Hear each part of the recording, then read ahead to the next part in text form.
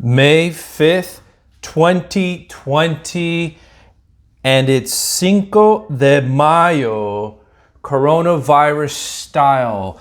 Thank you for tuning in to another episode of Coronavirus and Commercial Real Estate. I'm your host, George Morales of Blue Box Real Estate. We are your commercial real estate voice for South Florida. Find us at www.blueboxre.com. Thank you for tuning in to this bi-weekly edition of Coronavirus and Commercial Real Estate, your weekly look at the news as it relates to commercial real estate, obviously impacted right now by coronavirus. Well, today we're going to jump right in because we have a little bit of a treat. We're doing this podcast, videocast, and it is Cinco de Mayo. And we thought we'd celebrate a little bit at the start of the show, honoring all our friends from Mexico. So we want to bring to you an article that comes from USA Today. Some of you may be wondering, hey, Cinco de Mayo, usually a fun day. This year, Cinco de Mayo doubles down and it falls on Taco Tuesday of all days, Taco Tuesday. So USA Today put together Cinco de Mayo. These are the deals that can help you boost your fiesta at home. And we want to help contribute to this fiesta. I'm going to turn that music down just a little bit so I can hear. Cinco de Mayo, says USA Today, is usually the time to head to your favorite taco restaurant and order a bundle of food to celebrate the Mexican celebration. But with many restaurants remaining closed for dine-in, Americans might have to celebrate differently this year.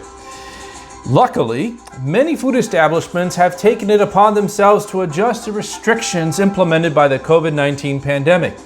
Restaurants such as Chipotle and On the Border are offering discounts and bundles to celebrate the event that commemorates the Mexican Army's victory over the French Empire at the Battle of Puebla on May 5th, 1862.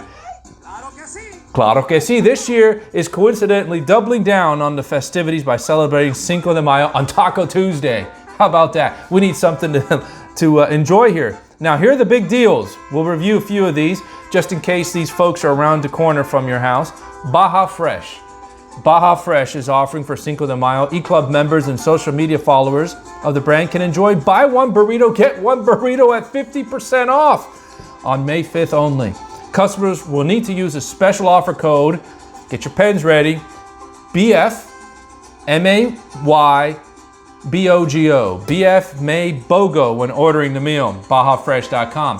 How about Chipotle? I think this is the one that we'll be taking advantage of in the Morales family.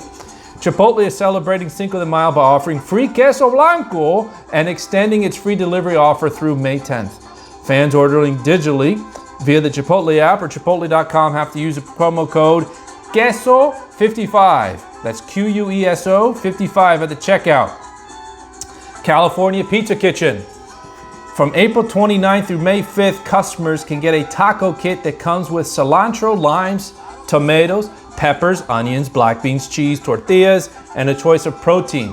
And for margarita lovers, the restaurant's offering pitchers for $32. $32. Jack in the Box. California, the fast food chain Jack in the Box will be offering 2 free tacos with any $15 minimum purchase on Uber Eats, Grubhub, or Postmates.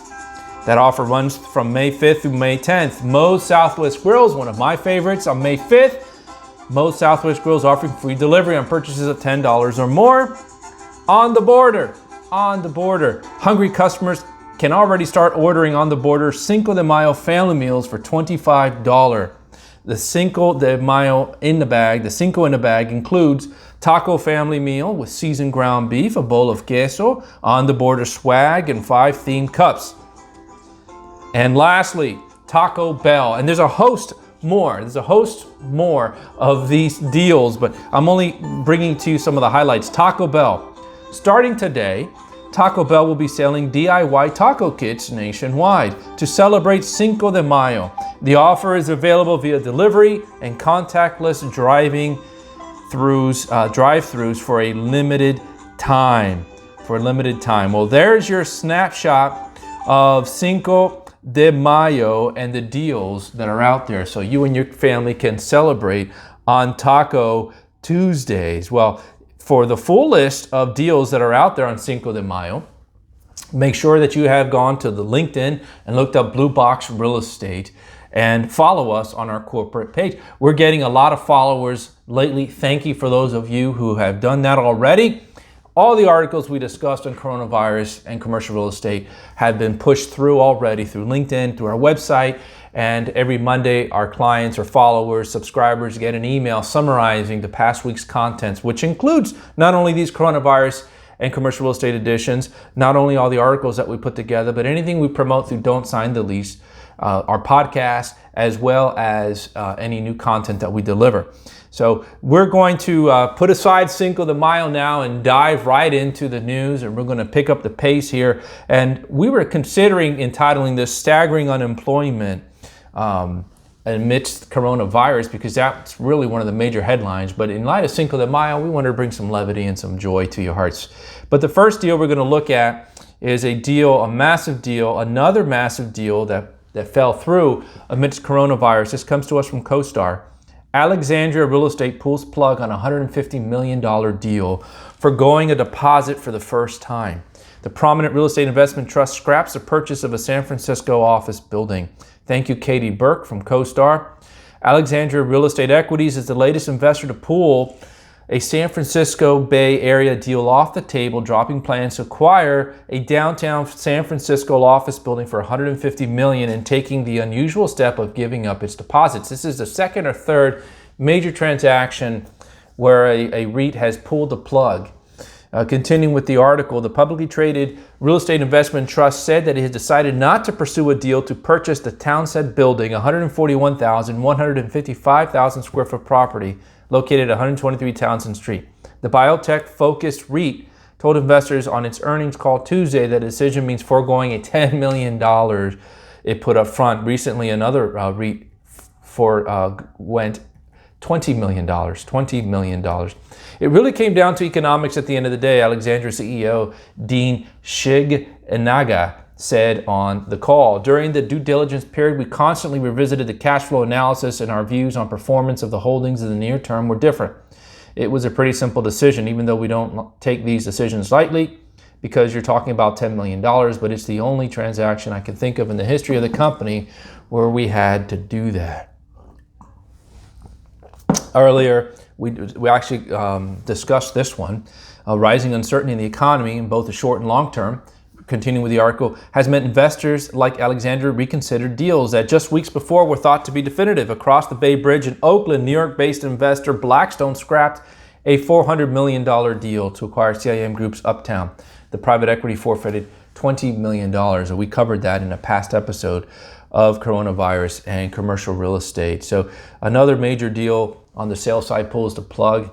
We have a few that I know of in South Florida, in town, that are under contract, and we're curious if that's going to be the same case.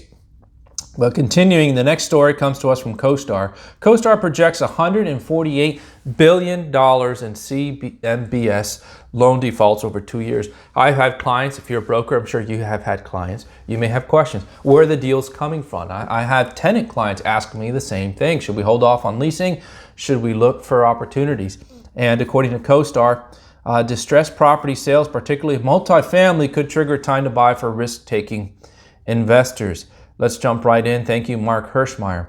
The article continues. Over the next 2 years, the market could expect to see 13,000 loans totaling $148 billion held in commercial mortgage-backed securities default, according to a new analysis by CoStar Risk Analytics. That represents 14% of the loan count and 11% of the dollar amount that currently makes up the CMBS universe.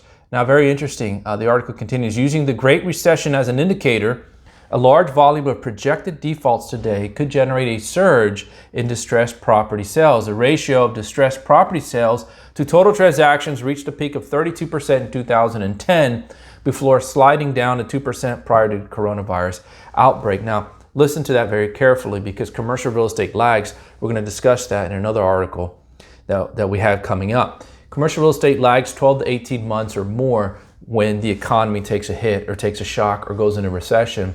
And the peak of distressed property sales in the Great Recession, which dates to 2008, actually was in 2010, okay, 32%. of sales were distressed property sales. And rounding off the article, CoStar Risk Analytics says that swings the door wide open for opportunistic investors. So certainly, again, you could read more by following us. You can also contact us. I'm happy to send you any of these articles. We have them saved. Send us a note at info@blueboxrv.com if you just want to get that article. Now, this was the article to me that dominated the news amidst this week, but being Cinco de Mayo, we want to give homage to that. But this comes to us from Globe Street. Thank you, Globe Street. You've been putting out a lot of good information. Eric Morphy, 10 U.S. states hit the hardest so far with unemployment claims. Last week's first-time unemployment benefit claims were sobering, reaching 3.84 million and surpassing the 3.5 million economists surveyed by Dow Jones had expected. Including these numbers, roughly 30.3 million Americans now have lost their jobs since the start of the coronavirus pandemic. It's staggering. We could go way back. We've been doing these podcasts now for about 6 weeks, these video coronavirus and commercial real estate. Look at our first ones. Economists were predicting about 5.86 million job losses as a result of coronavirus. Then they etched that up to 12 million. Then they etched it up to 20 million. We're now north of 30 million jobs that have been lost due to coronavirus in these short 6-7 weeks, thanks to the government shutdown. You can understand why so many states are pushing to open up in a responsible way. So this list goes to the top 10. And let me read them off to you. And they took into consideration to identify these states. Wallet Hub has compared to 50 states and the District of Columbia based on increases in unemployment claims. It used this data to rank the most impacted states for the latest week for which it had data, which was April 20th. Okay. The Wall Street Journal forecast unemployment rose to 16.1% for the month, and that 22 million non-farm payroll jobs were lost. Okay, so there you have it. The states that were most impacted by these unemployment claims. Coming at number 10 is Sweet Home, Alabama. Sweet Home, you're going to see a consistent pattern here. For some reason, there's 1, 2, 3, 4, 5, 6, 7, 8 of the top 10, maybe 9 if you consider Virginia, all coming from southern states. We'll dig in and see why that is the trend. But so far, number 10, Alabama, with an increase in unemployment of 3,156% in the month of April. Number 9, Mississippi, most impacted state. Number 8, West Virginia. Number 7, Virginia. Number 6, South Dakota. So South Dakota, kind of the lone Midwestern state, northern state up there. Number 5, North Carolina. Number 4, Louisiana. Number 3, Kentucky. Now your top 2. Number 2 is Georgia. And can you guess the number 1 most impacted state, the one hit the hardest by unemployment claims? Number 1 is Florida, with a staggering 4,521% increase in unemployment claims. Now, Florida relies very heavy on tourists, on hotels, leisure, retail. So you've got the cruise line industry hurting, the airline industry hurting, the entertainment industry hurting. You have Disney World hurting and Universal Studios and all that goes there too. So no wonder the governor DeSantis is looking to, So Cinco de Mayo, as of May 1st, Florida has opened into phase 1, except for South Florida, Miami-Dade, Broward, and Palm Beach. But Florida, the number 1 most hit state, and you have to wonder why 8 of the 10, according to this article, are within southern states. We'll do a little digging. The next article comes to us from Globe Street again. CRE's projected recovery has morphed into a swoosh shape. Okay, so earlier there was hope for a V shape, which means here coronavirus hit, but as soon as we open the economy, we come right back up. Now they're thinking it's more of a swoosh shape recovery, declaring. The article continues. All right, a month ago, CBRE released a sobering report about its projections for the U.S. economy and the commercial real estate industry, declaring the former, the economy, will start to see growth in 2021, while recovery in the latter, which is commercial real estate, will trail economic rebound spanning 12 to 30 months, depending on the sector. And we agree with that. That's exactly what we saw earlier with the Great Recession, about a 2-year lag time for the worst of commercial real estate. For starters, Barkham, and I guess Barkham is the global chief economist and head of America's research for CBRE, believes in a V-shaped recovery for the U.S. economy, but he wonders if the aftershocks of COVID-19 are going to usher in a period of volatility. But for CRE, we see a Nike swoosh. That gives you a good picture. The Nike swoosh in a V-shaped recovery for the U.S. economy, but we see a Nike swoosh-shaped recovery for the commercial real estate sectors. For industrial, now it breaks it down, we see a one-year recovery for industrial sector as things get back to normal and the supply chains get back to normal. CBRE projects a likely 2-year recovery for offices, where there will have to be some new office protocols and new ways of managing offices established before leasing can continue.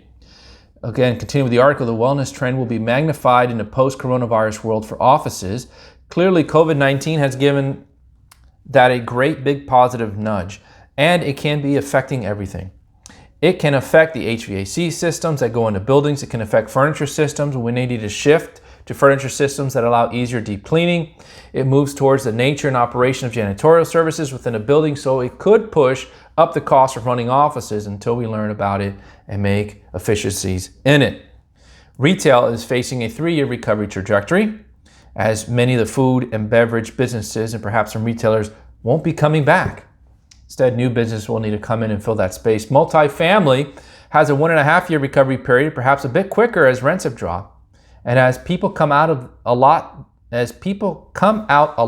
there, and they'll be seeking to form families and secure premises and get on with their lives. Okay, well, big prediction there. So there you have it. The retail sectors, we're looking up to 30 months.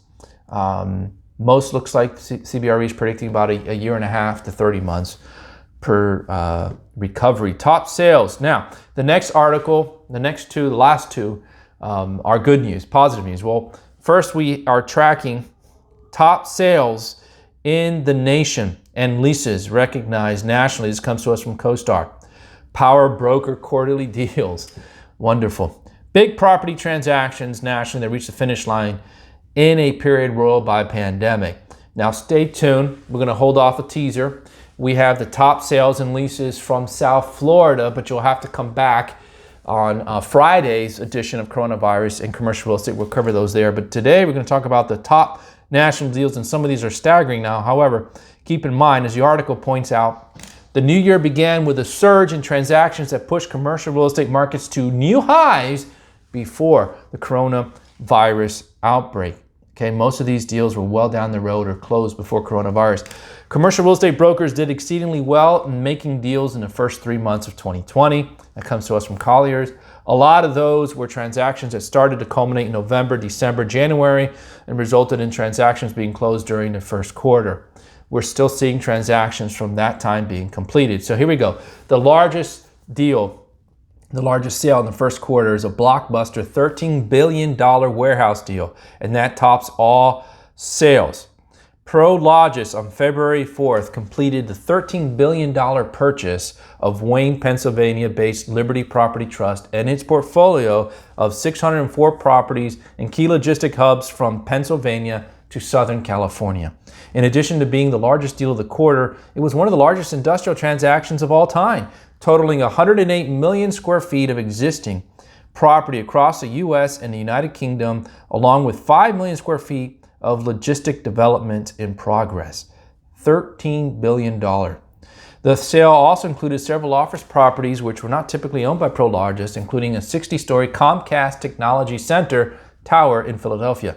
It also included 1,748 acres for future logistic development with a build-out potential of 20.5 million square feet. So the top sales transaction goes to Prologis, $13 billion. That's $1 billion, $2 billion. It starts to get to become real money there. $13 billion transaction. Well, the largest lease in the nation is in downtown Brooklyn to former client of mine, Tishman Speyer. The Whittle School and Studios, the for-profit education organization founded by entrepreneur Chris Whittle, on February 6th, agreed to lease all 620,000 square feet of available office space at the Wheeler.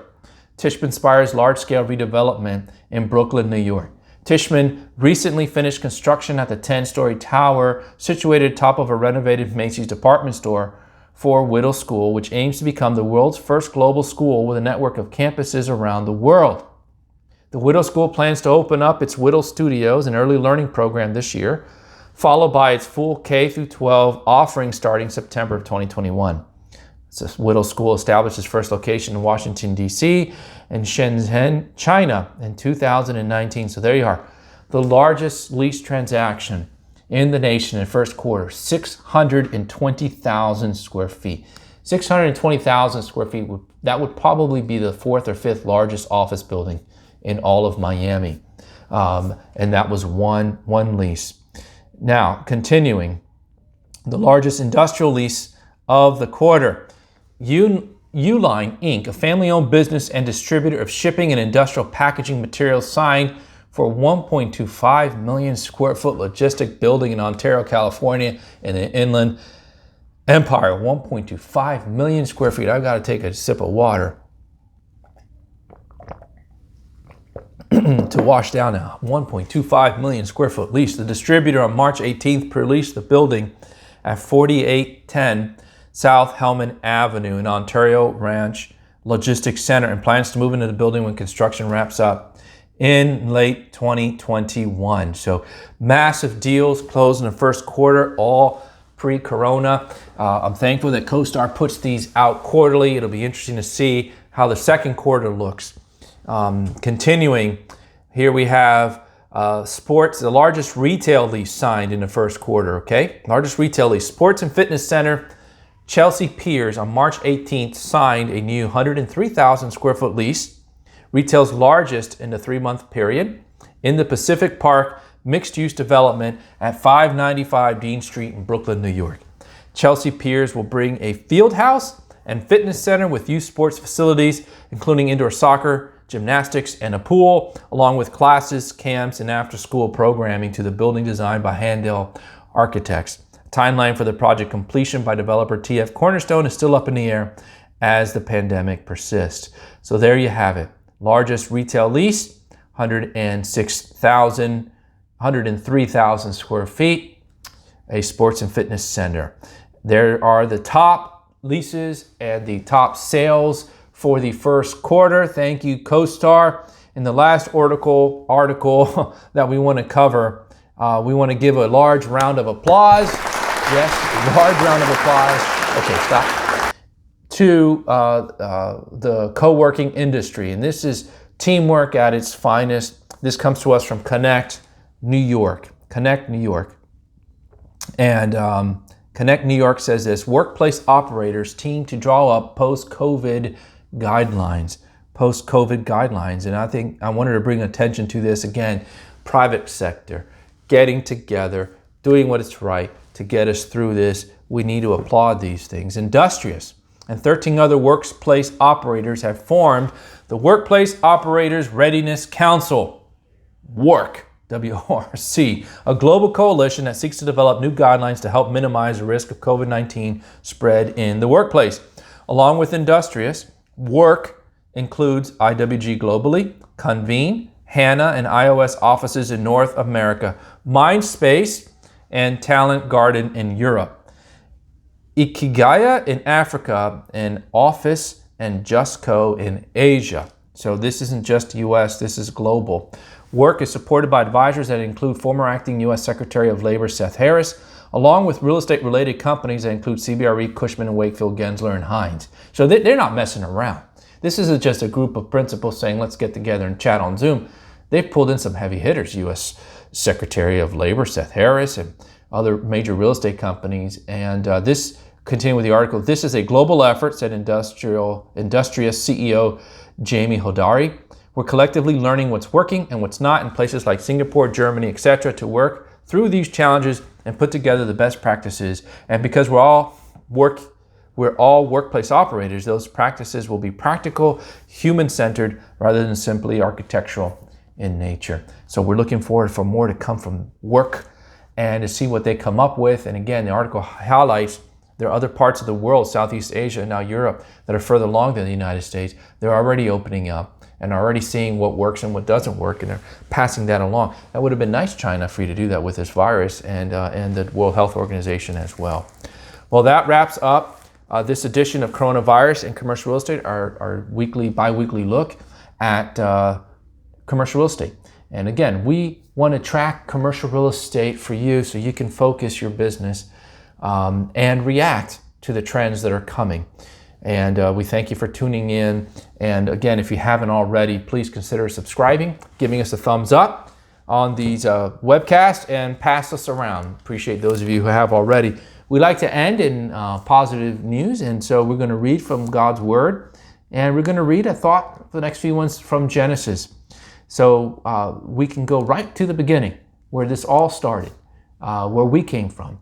The book of Genesis is wonderful. Really, the first 11 chapters give you a summary of who man is and who God is and what God is doing among us. So we're going to read Genesis chapter 1, verses 1 through 5. And this is going to be the first day of creation. In the beginning, God created the heavens and the earth. The earth was without form and void, and darkness was over the face of the deep. And the Spirit of God was hovering over the face of the waters. And God said, "Let there be light." And there was light. And God saw that the light was good. And God separated the light from the darkness. And God called the light day, and the darkness he called night. And there was evening, and there was morning, the first day. There was evening, and there was morning. And that old Hebrew way of calculating of 24-hour cycles started with evening and went to morning. So the first day of creation, God says, "Let there be light." And things start to happen. So that is the God that we trust, that we've been talking about in these end of videocast readings. We can trust the God of the universe, who is sovereign, who speaks and the world came into existence, and who created and we came to be. And so we'll continue down our pathway through creation here in Genesis chapter 1 in future webcasts. But for Coronavirus and Commercial Real Estate, I'm your host, George Morales. Thank you for tuning in. We'll look forward to seeing you again, God willing, on Friday. Good day, and happy Cinco de Mayo.